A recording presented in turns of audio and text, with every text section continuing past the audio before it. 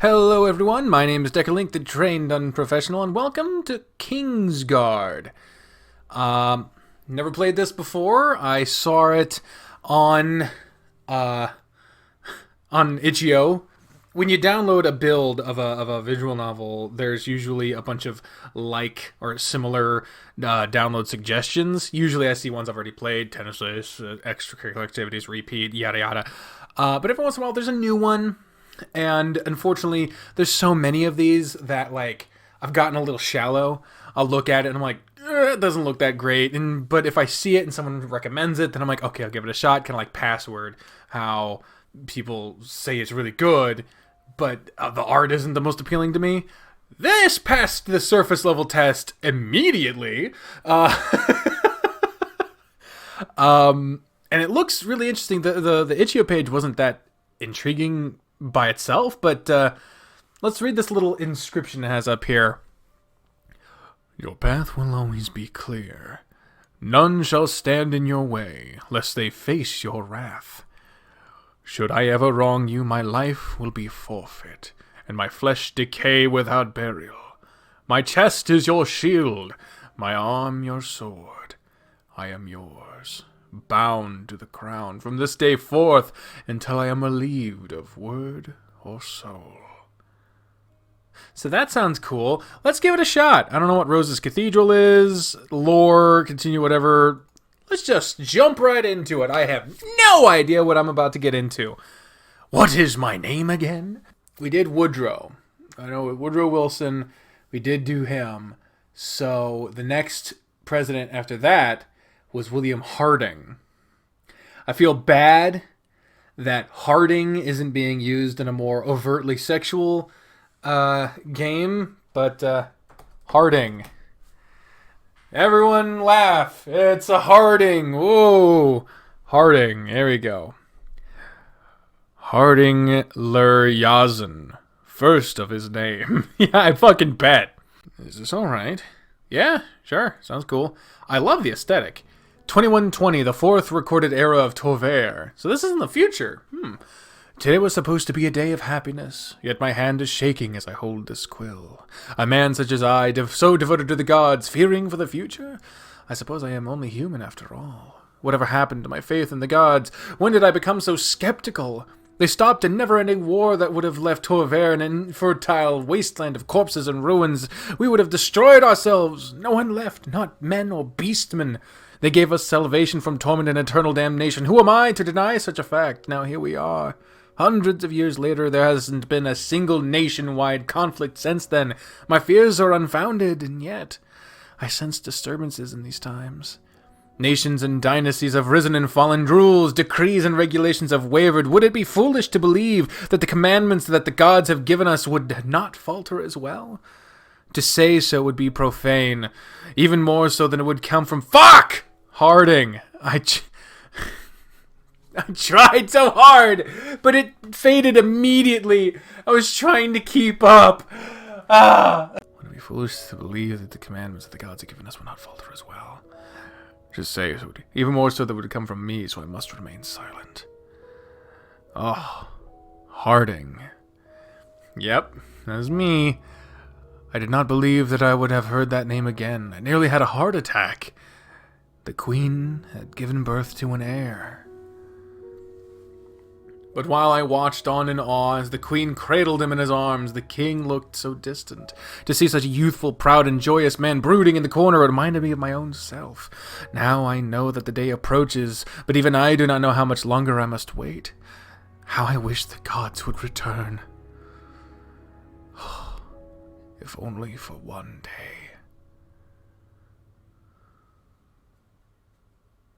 Fuck. Shit. Sorry. Okay. Why is it flashing? The hell is that about? Your eyes slowly cracked open due to all the rambunctious cheering. A cacophony of clapping, stomping feet, and shouts of both joy and anger rumbled through your entire city. Hey! I know this song. Oh, this is from another visual novel. Oh, which one is it? Is it Winds of Change?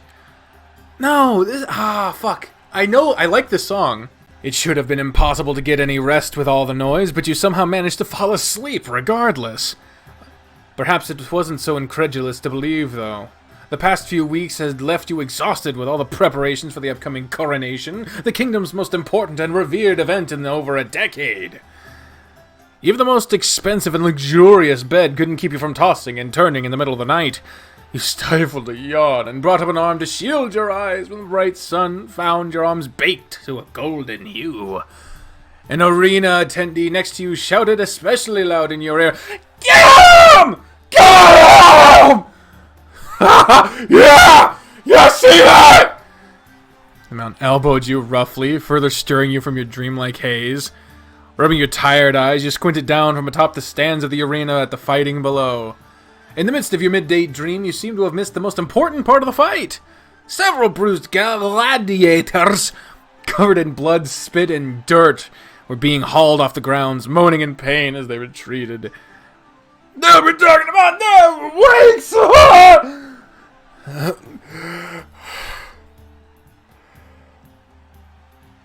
Oh, fuck. What happened? What? You were sleeping? Let's just say I haven't been having the best of nights lately. Got a bad hangover from a good drink and didn't want to keep you up all night.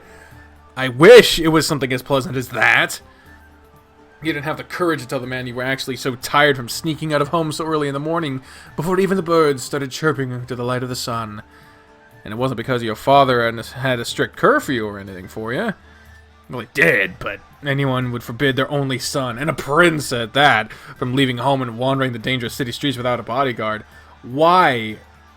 Oh. I can click on... What is this one? Every time I put my mouse close to it, it fucking... I don't know what that's about. It's weird. What's Mr. This? You'll regret it for the rest of your life! He nodded and took his advice to heart. There was plenty of time to rest when you were dead, and besides, you needed to stay awake for reasons other than the fight below. At the other end of the Coliseum, you noticed a group of knights enter and spread out, getting in the way of many spectators. You were clearly searching for someone as they roamed around, removing the hoods from everyone and eyeing their faces closely. Father certainly is persistent, isn't he? Though you were concerned, it would take them ages to search everyone in the crowd, especially when anything exciting happened below and everyone stood up in cheers. You brought your cloak up and covered your face while keeping a watchful eye on the knights. Getting up and leaving would only make you look more suspicious and attract their attention. Besides, there were likely tens, maybe even far as 100 guards swarming the streets of the city searching for you all at your father's behest. Once they got close enough, though, you could take off. But for now, you just wanted to savor the freedom you had, enjoy the fights. Take it down! That's it! Right there! Budweiser! Despite the inspection, you still lost inhibitions and became swept up in the excitement with the crowd. The fight was quickly over, and losing gladiators were dragged off the floor on the arena, while the winners rose their hands in the air in the cheering and booing crowd. The announcer stepped up from his podium and drew in a deep breath to speak out of his bullhorn.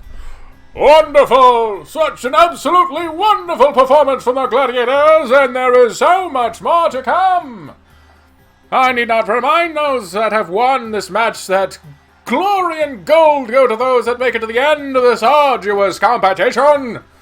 Let us take a moment to offer our prayers once again to the gods and goddess for their blessings. The man's voice boomed through the stadium, quieting down the crowd, but you could tell that the people were getting antsy. They wanted more action, they wanted more violence. Jerry, they came here for entertainment, and they didn't want to stop.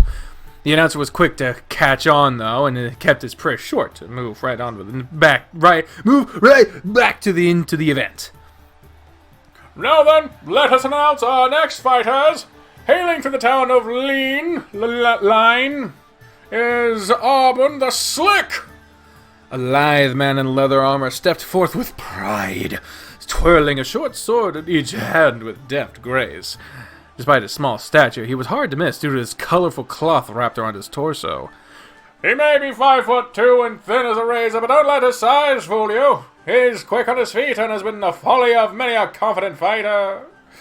but how we fared against our other competitors. The crowd turned to the rising middle gate as another man walked out of the field from the opposite end of the stadium. It was covered from head to toe in full metal armor, polished so brightly that the sun bounced off of it in all angles, nearly blinding you. Yes, we have a treat for you today, folks. Following in the footsteps of his father, he holds skills unparalleled in the kingdom and arms, and aims to become head of the house one day. God damn it! It's the illustrious noble knight of House Prane, Magnus the White! The knight strutted forward with confidence and dignity, befit one of nobility. He waved towards a cluster of women in the crowd, and they screamed his name. Will this be another badge of honor on his numerous and growing list of achievements? Holy shit! Your eyes quickly darted between the two fighters, but became distracted when you spotted one last combatant entering the ring from an entrance in the arena right below you. All you saw was this gray, broad rampart of a back, covered in muscles and littered with scars. Thick brown hair bounced with his heavy gait as he stopped by the two with a menacing cross-armed pose. He wore leather armor and did little more than lightly cover his body, showing off his impressive stature and rippling muscles. If he were trying to be intimidating, it was clearly working by the way the other two fighters took a half step back, though. If he were to take but one hit, he'd be out. Still, you knew exactly how this fight would turn out. You had seen it many times before. In fact, he was one of the reasons you wanted to sneak out of the castle in the first place. His fight was one you didn't want to miss. And last but not least, we have our final contestant. He comes all the way from Farhorn. A hulking brute of a beastman who had seen many battles here in this Coliseum. Can you feel the ground rumble as he walks, the weight in the air as he stares you in the eye?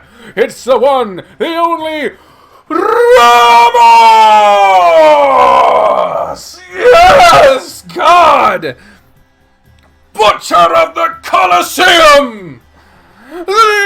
Jesus Christ, the Rhino Beastman stamped his foot on the ground, raising his hands into the air and belted out a guttural roar that was just as loud as the crowd. The crowd went wild, raising their voices and cheering even more than they had cheered for the other two combatants combined.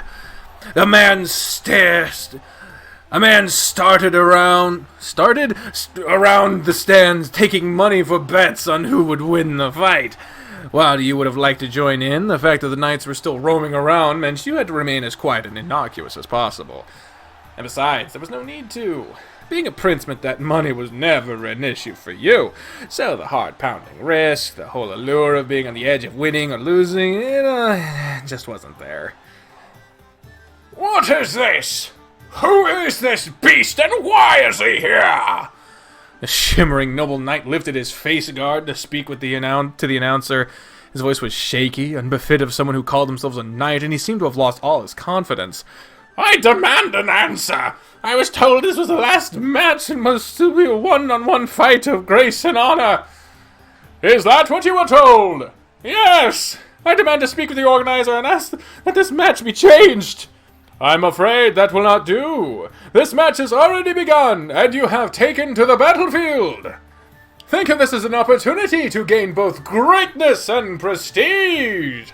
Should you succeed in taking down the pride of the Coliseum himself, then there is nothing left to fear. Knight looked back at Ramos, and you could see the fear in his eyes. Very well. He is but a beast after all, and I shall tame him as such. The knight slammed down his face guard, unsheathed his sword, and stood at the ready. Now then, let the battle begin! Oh, Lord. Blow after blow, the two knights could only focus on defense as they were smacked to the ground mercilessly by Ramos. They were more akin to flies than fighters as they scurried around the battlefield, avoiding being knocked out by the enormous beastman. As much as you wanted to focus on the fight, you still had to keep one eye on the knights, who still hadn't given up on their search. Some woman had even gotten out of her seat and was smacking one of the knights away with her shoe for tearing apart her shawl. "Ooh, and that has got to hurt! I'm afraid Sir Magnus the White is going to be Sir Magnus the Black and Blue in the morning." Dumbass.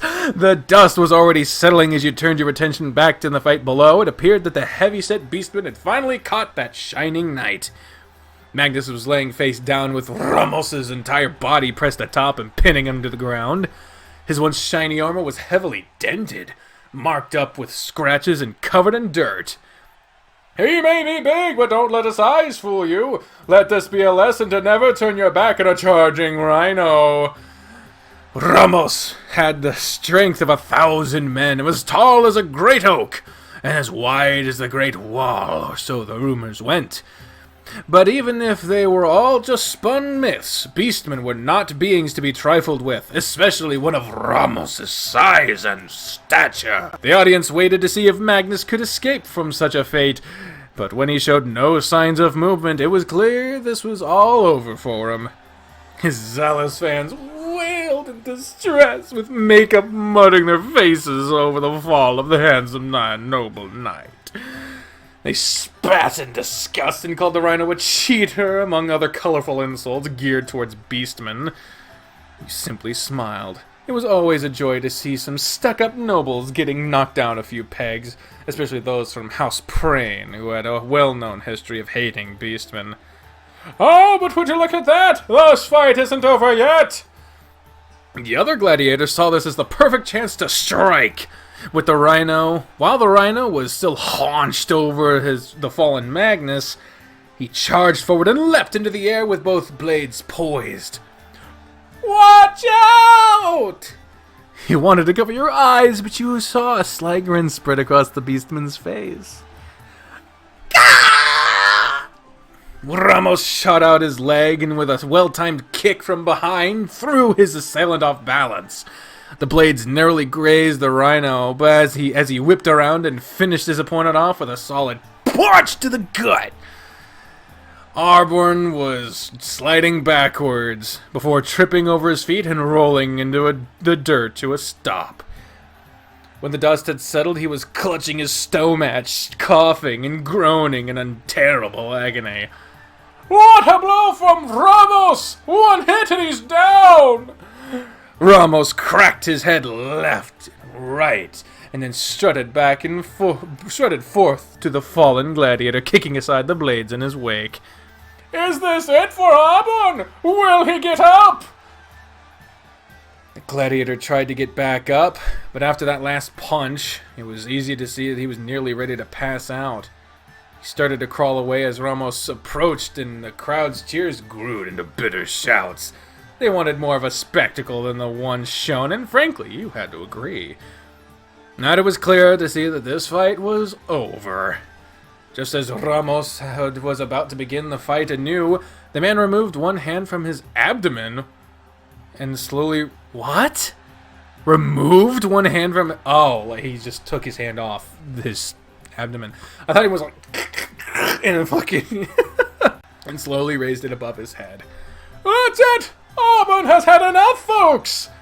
Ramos scoffed and spat to the side in annoyance before turning to the crowd and raising his arms in a triumphant roar. Despite the lackluster fight, the crowd still went wild with excitement. "Always the blowhard, I see." The bench... I feel like they're chanting Ramos in the... whatever.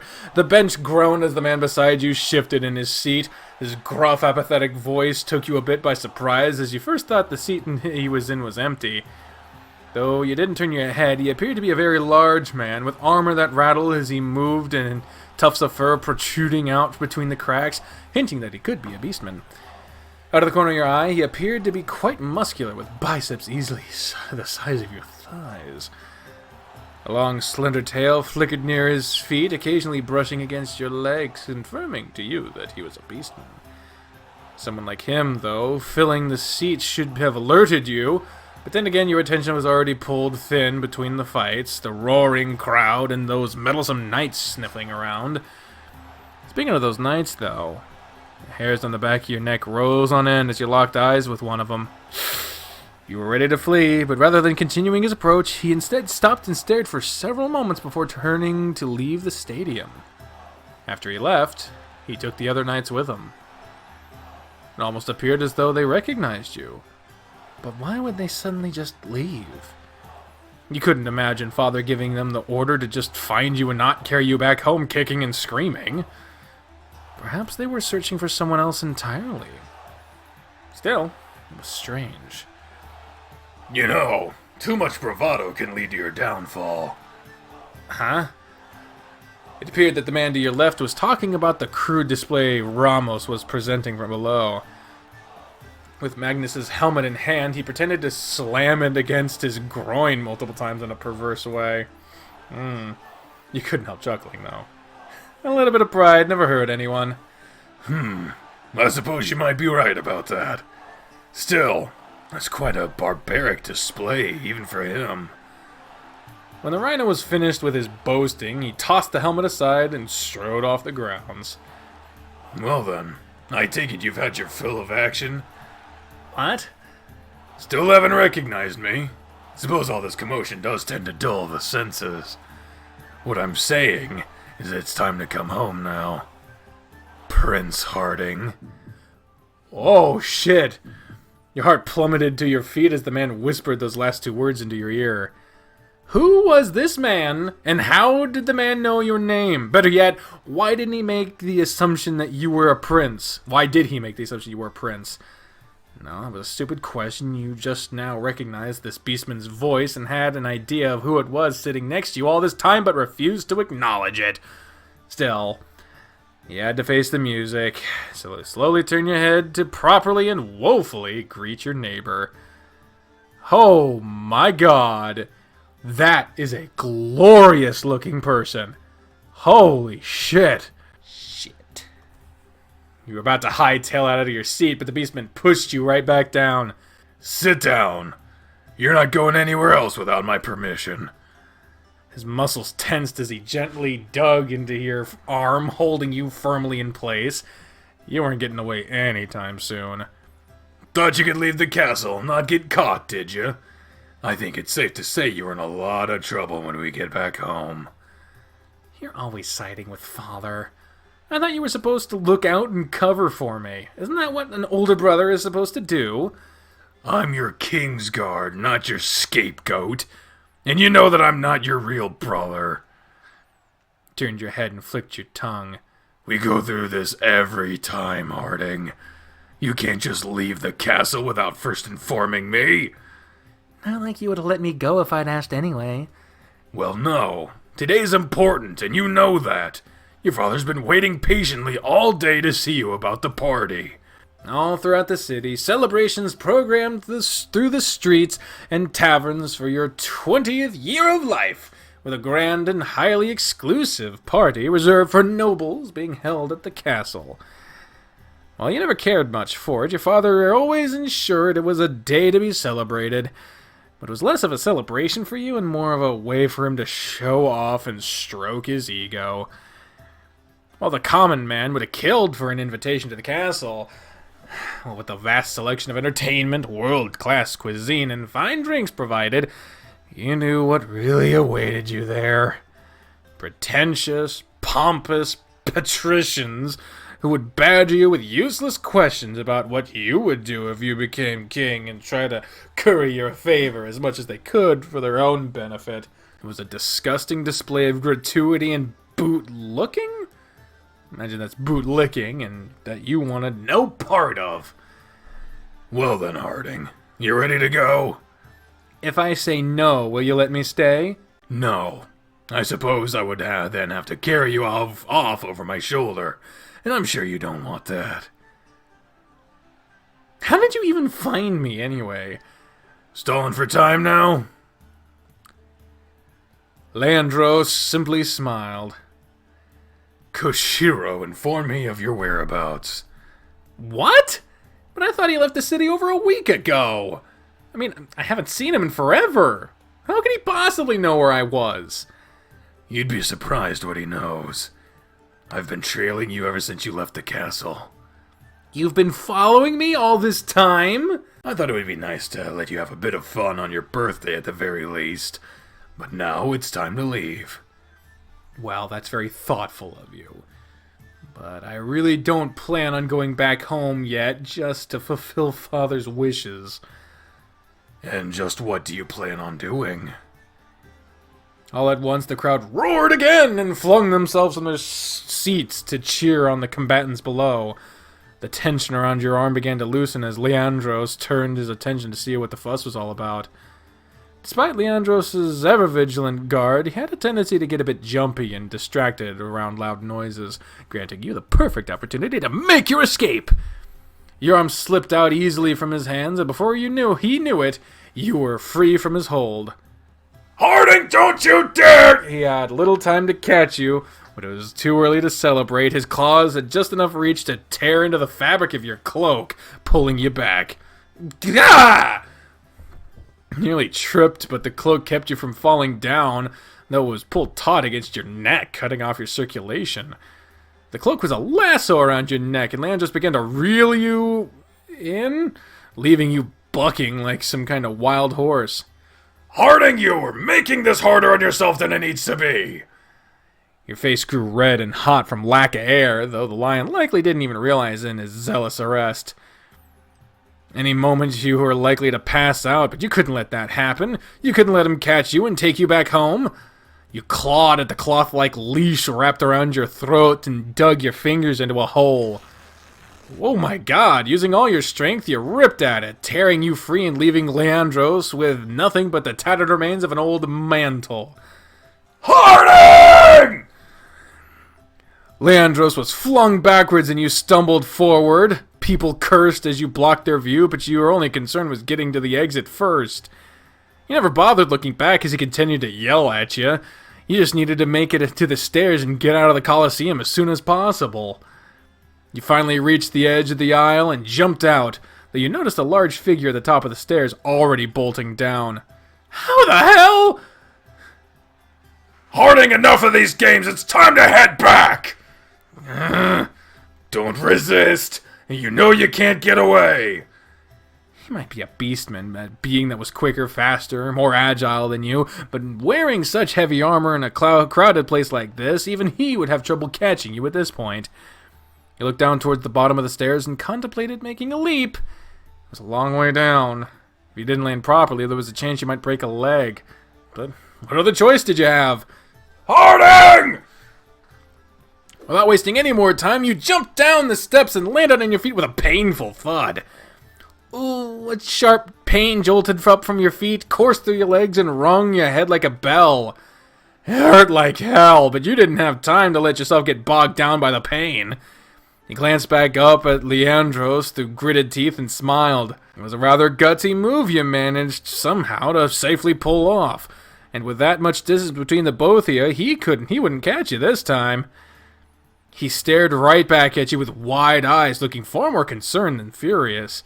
If it wasn't for the crowd's constant jeers, you probably could have heard him berating you for such a dangerous stunt, though you'll likely hear it face to face with him later. Before he became aware that the two of you were still in a game of cat and mouse, you continued moving, fleeing out of the Coliseum and into the city streets.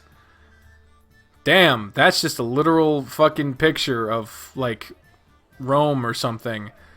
Huh. Well, that certainly has been an interesting fucking bit of fun. I'm gonna go ahead and leave it off here. We've began our escape. We'll see how it turns out in the next episode. Hope you enjoyed it. I certainly have. This seemed to be really fun.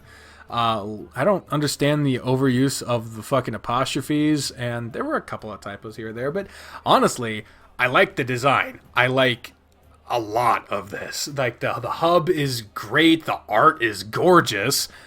I like the writing. It was fun to read this. It was bombastic and fun. And I like the fact that we're not a common person. I know that sounds weird, but like, I've played a lot of visual novels that are like, we're just a blank slate so that you can kind of just put yourself in the position. We're just like a student at a place that likes being quirky, but like, we're a fucking prince in this one. rambunctious likes to flee and be his own person and doesn't like the bureaucracy. And man, this is a very, very interesting thing. I like it. I hope you do too. Let me know what you think in the comments down below, because I very, very much want to play this again. So, yeah. Thank you all very much for watching, and until next time, I have been the Trained Unprofessional, and you're not. Bye, everyone.